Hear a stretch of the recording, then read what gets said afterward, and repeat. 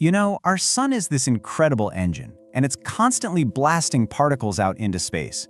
But for decades, scientists have been stumped by one big mystery. Where exactly do the fastest of these particles actually come from? Well, let's dive in and see how one plucky little spacecraft finally cracked the case. So right, this is the big puzzle. We see these massive, brilliant eruptions on the sun, right? And then, a little while later, our instruments here get pinged by a stream of super high-speed particles. But actually connecting the dots, pinpointing the exact launch pad for these solar speedsters, that's been surprisingly tough to do. And the specific culprits we're on the hunt for are called Solar Energetic Electrons, or SEEs. Now, these are not your average everyday particles. Oh no, they get shot out from the sun at just absolutely mind-bending speeds. We're talking nearly the speed of light. They are the true sprinters of our solar system for sure. To solve a solar mystery this big, you're going to need a top-notch solar detective. And in our story, the hero is the Solar Orbiter. It's this amazing spacecraft built by a joint team from the European Space Agency and NASA, and it was designed for one big reason: to get up close and personal with our star. So what's the Solar Orbiter's superpower? Well, it's not just about getting closer to the sun than any other camera before it. By getting so close, it can catch these speedy electrons in what the researchers call a pristine state. Basically, right after they've launched, and before their long, chaotic journey through space has a chance to mess up the data. And you don't have to take my word for it. Alexander Wormuth, the lead researcher on this, explains it perfectly here. Getting that close meant they could basically rewind the tape on these particles. They could trace their paths all the way back to the exact time and place they blasted off the sun's surface. It's kind of like finding a bullet right next to the gun that just fired it. And that incredible close-up view, well, it led to a massive breakthrough. As the Solar Orbiter watched hundreds of these particle events, it did just find one source for these superspeed electrons. It proved definitively that they come from two totally different kinds of solar explosions. So what the team found were two very distinct families of these events. On one side, you've got what they call impulsive events. Think of these as quick, sharp little bursts of electrons, and they're tied directly to solar flares. But on the other side, you've got the gradual events, this much broader wave of particles that's released over a longer time. And it's connected to those much bigger explosions we call coronal mass ejections, or CMEs. Now, it's really important to point out, scientists had kind of suspected this for a while. They knew there were two different types of particle events showing up. But what Solar Orbiter did was provide this smoking gun.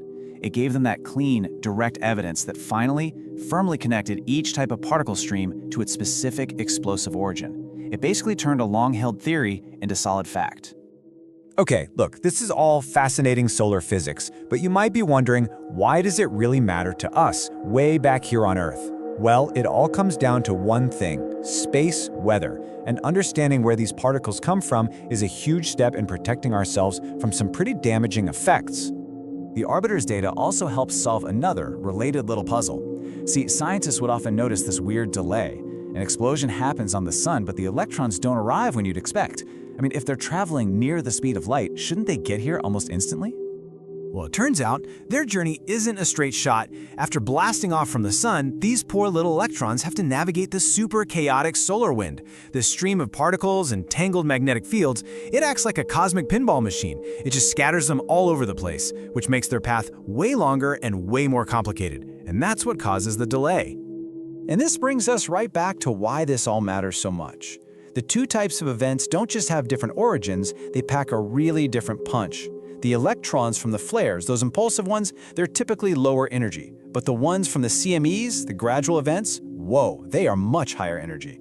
And those are the ones that pose a much greater threat to our technology and, of course, to our astronauts in space. And Daniel Mueller, the project scientist for ESA, really drives this point home. This isn't just an academic exercise. Being able to tell the difference between a flare-related particle event and a much more dangerous CME-related one, that is a gigantic leap forward for forecasting space weather. It helps us know exactly when we need to take action to protect our vital satellites and our space missions. So, this discovery is a huge step for sure, but it's not the end of the story, not by a long shot.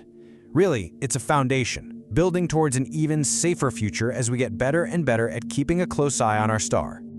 Yeah, the amazing work of Solar Orbiter is paving the way for the next generation of sun watchers. Coming up pretty soon, we've got missions like SMILE, which is going to study how the solar wind messes with Earth's own protective magnetic bubble, and then there's Vigil, This mission is going to give us an incredible early warning system because it will actually watch for dangerous solar activity on the side of the sun before it even rotates around to face us. How cool is that?